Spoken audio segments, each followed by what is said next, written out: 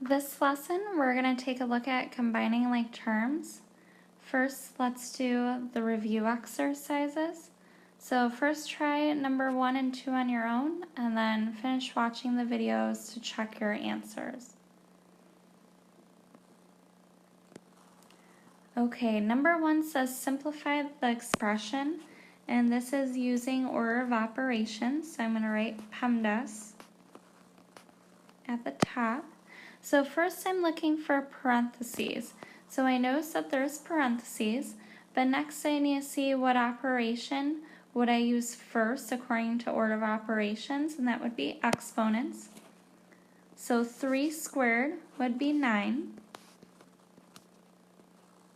So I have 9 plus 5 minus 10 divided by 2. I need to keep going and do everything inside the parentheses. So next is adding and subtracting from left to right.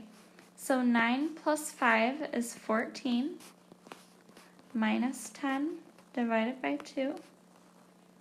And then 14 minus 10 is 4. Now I'm done with everything inside the parentheses, and then 4 divided by 2 is 2. Number 2, simplify the expression. We have a negative 3 to the third.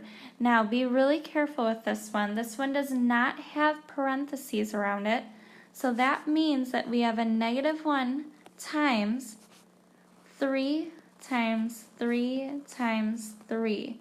It's not negative 3 times negative 3 times negative 3 because there's not parentheses around the negative 3. The only thing that's to the third power is the 3. The negative is outside of it, which is why I put a negative 1 on the outside. So negative 1 times 3 times 3 times 3 is going to be a negative 27. Let's take a look at combining like terms now. So what do like terms mean? Well, like terms have the same variable factors. So what does that mean? That means if they have the same variables, so let's say x and x, or maybe it's a product of two variables like xy and xy. An example of something that is not like terms would be if you have x squared and x. Those are not like terms. They do not have the same variable factors. One has the exponent of 2 and one has the exponent of 1. So those are not considered like terms. Okay, looking at number 1, we have negative 3x plus 8y minus 2x plus y. What I'm going to do is I'm going to put a colored box around everything that has an x in it. So negative 3x. And this is the other important thing. You always want to include the sign in front of the variable and the number. So see how I put a box around the negative 2x? So I didn't just put a box around the 2x, but whatever sign is in front of it, I also use that. Next, I'm going to put a red box around our y variables. So I have a positive 8y and I have a positive y.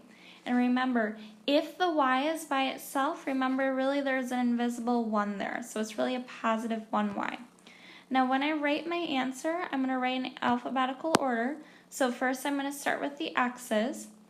So I have negative 3x minus 2x, which is equal to negative 5x. So the variables don't change.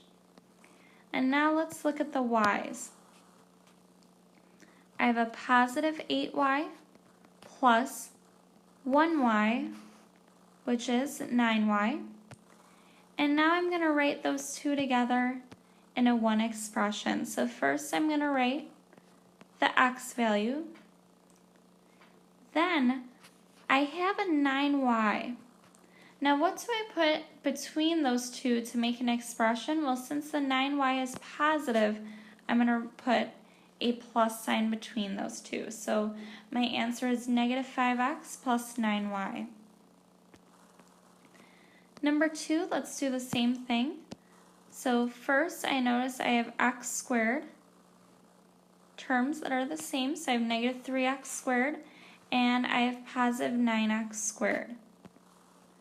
So I have negative 3x squared plus 9x squared, which is equal to 6x squared. So those variable factors stay the same when you add them together. You're not going to change those. Then we have a positive 5x, a negative 8x, and a negative x. Remember, there's an invisible 1 right there. So we have a positive 5x minus 8x minus 1x. So 5 minus 8 is a negative 3. Negative 3 minus 1 is a negative 4x. Now I'm going to write this in order. Since both of the variables are x, I'm going to write the one with the biggest exponent first. So first I'm going to write 6x squared and then minus 4x. And that is your answer.